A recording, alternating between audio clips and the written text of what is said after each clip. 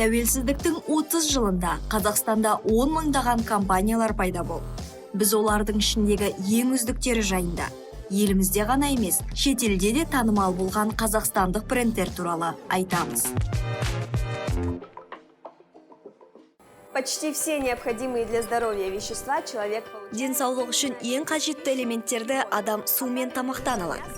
Ал соның ішінде етті дұрыс таңдай білу өте маңызды.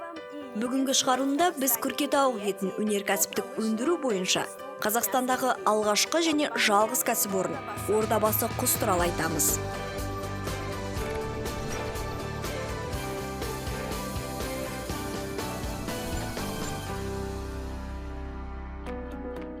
Предприятие начало свою работу. 2010 жылдың желтоқсанында кәсіпорын жұмысын бастады. Биыл 10 жылдық шағын мерейтойымызды тойлаймыз. Бұл жер ашық дала болатын. Мемлекет күркетауықты өсіру, оның етін толық циклды өңдеу үшін Қазақстандағы алғашқы және әзірге жалғыз құс кешенін салуға заттай грант түрінде 202 гектар жер бөлді. Индейки. Наше предприятие – это продукт. Біздің кәсіпорын үдемелі индустриялық инновациялық даму мемлекеттік бағдарламасының алғашқы 5 жылдықтың өнімі десе де болады. Біздің саламыз Қазақстанның нарығында жеткілікті игерілмегендіктен осындай бизнес идея келді. Яғни құспен, оның ішінде қоңды балапанмен көп айналысатын, ал күркетауық өсірумен ешкім айналыспады. И вот тогда было организовано товарищество с ограниченной ответственностью Ордабасы құс. Міне, сол кезде Ордабасы құс жауапкершілігі шектеулі серіктестігі құрылып, құс шаруашылық кешені іске қосылды. Құс шаруашылық кешені 6 бөлімнен тұрады. Олар инкубация, балапан шығару мен өсіру. Выращивание 2 зоны. Это комбикормовый завод, который обеспечивает кормами. Ол 2 аймақтан тұрады. Құрама жем зауыты. Ол жеммен қамтамасыз етеді. Сонымен қатар құс сою бөлімі мен толық циклды өңдеу және қалдықтарды қайта өңдеу цехы бар. Мұның бәрі тұйық өндіріс айналымнан тұрады. Яғни кәсіпорын 100% Қазақстанға тиесілі.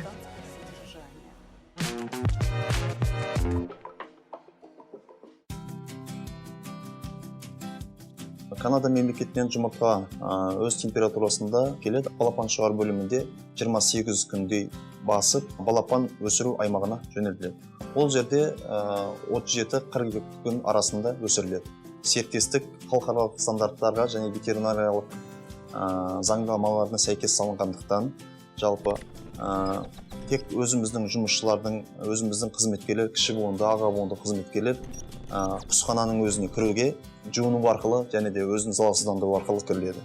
Ал жалпы сырттан болмаса жаңа де басқа да мемлекеттен, басқа да компаниядан келген серіктестікке келген мамандар болмаса жаңа де адамдарды тыйым салынған келуге. Сондықтан да енді биоқауіпсіздіктің ең шыңы, яғни осы компанияда десем артық айтпас еді.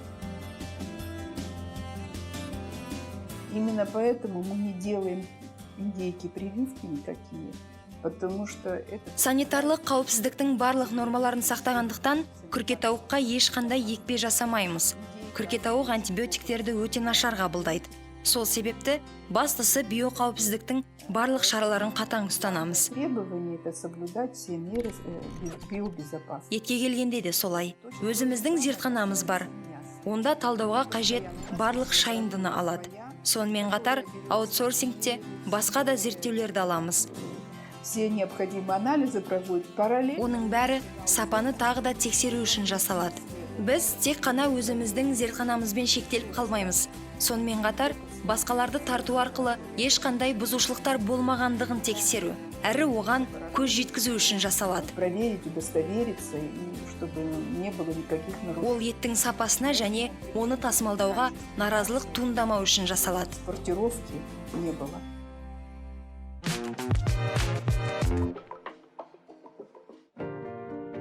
Мы находимся сейчас в убойном цеху. Здесь находится 4 цеха. Цех забоя, цех разделки. Қазір біз сою цехындамыз. Мұнда 4 цех бар. Сою, бұтарлау, толық циклды өңдеу мен дайын өнім қоймасы. Бұл жерде 180 адам жұмыс істейді. Жылына ірі 10 мың тонна күркетауық өндіріледі. Орта Азияда мұндай кәсіпорын жоқ, тек Қазақстанда ғана. Біз әртүрлі семинарларға оқуға барамыз. Гигиена, санитарлық ережелер мен нормалар және заңдар бойынша біліктілігімізді арттырамыз. Вы знаете, вот недавно прошла встреча нашего президента Касым-Жомарта Кемелевича Токаева. Жақын арада президентіміз Қасым-Жомарт Кемелұлы ғылым академиясының президентімен кездесу өткізгенін білесіздер. Онда ол ғылым экономикаға қарай жұмыс істеу керек деген тапсырма қойды. Біз өндірісімізде ғылыми жетістіктерді жоғары қоямыз, яғни ғылымға негізделіп жұмыс істейміз. Критерием это принцип Ордабасы. Әлемнің үздік тәжірибелерін қолдану арқылы алға қарай жылжимыз. Бұл әрқашан жоғары талаптарға сай келуге көмектеседі. Ордабасы құстың принципі де сол. Біз заманауи жабдықталғанбыз және құрылғыларымыздың ішінде ескіргені жоқ. Біз ең жаңаларын сатып алуға тырысамыз. Егер бір құрылғыны сатып алсақ, ол үздіктердің бірі. Бұлайша айтқанда бренд. Сол себепті құс қорамыз бен басқа аймақтарда заманауи жүйелер орнатылған. Жұмысымызда жем мен су беру, климатты бақылау, температураның барлық тәртібін қадағалау, барлығы автоматты жүйеде жасалуы қажет. Біз жұмыс процесін жақсарту мақсатында автоматтандыруға тырысамыз. Ол біздің өніміміз технологиялық және заманауи болу үшін, халықаралық жоғары талаптарға сай келу үшін жасалады.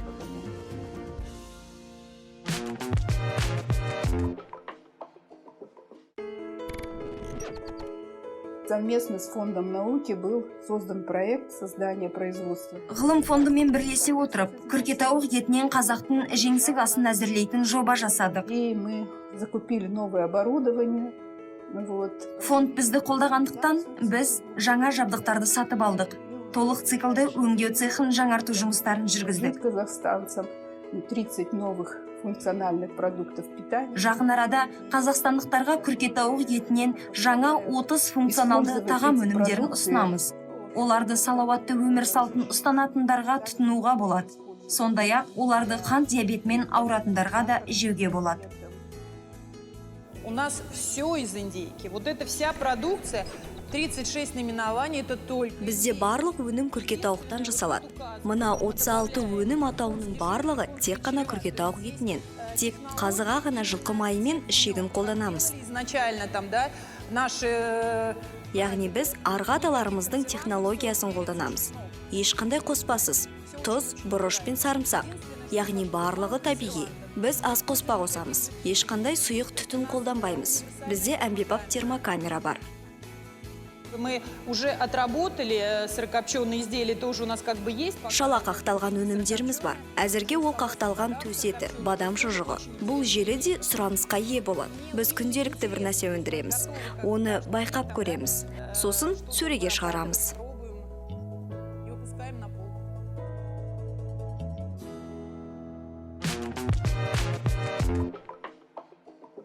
Уже с июня 2011 года мы начали торговать на экспорт. Вот. 2011 жылдың маусымнан бастап экспортқа сауда жасайтын болдық. Сондықтан экспортқа жұмыс істеуге тәжірибеміз жеткілікті. Мы, конечно, хотели бы накормить казахстанцев хорошими. Бірінші кезекте біз әрине қазақстандықтарды жақсы өнімімізбен тамақтандырғымыз келеді. Яғни ішкі нарыққа жұмыс істегіміз келеді. Может быть, даже больше для того, чтобы доказать себе, что... Ал экспорт ол өзімізге жоғары талаптарға сай екенімізді, қолымыздан келетінін дәлелдеу үшін қажет.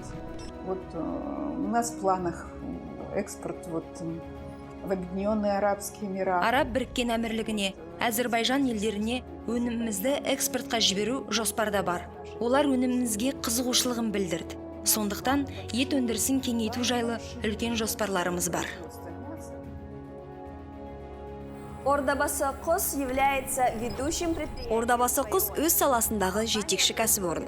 Компания жылына 10 мың тонна күркетауық етін өндіреді және ТМД елдеріне экспортқа жібереді. Осылайша Ордабасы құс Қазақстанның тамақ өнеркәсібінің дамуына айтарлықтай үлес қосуда.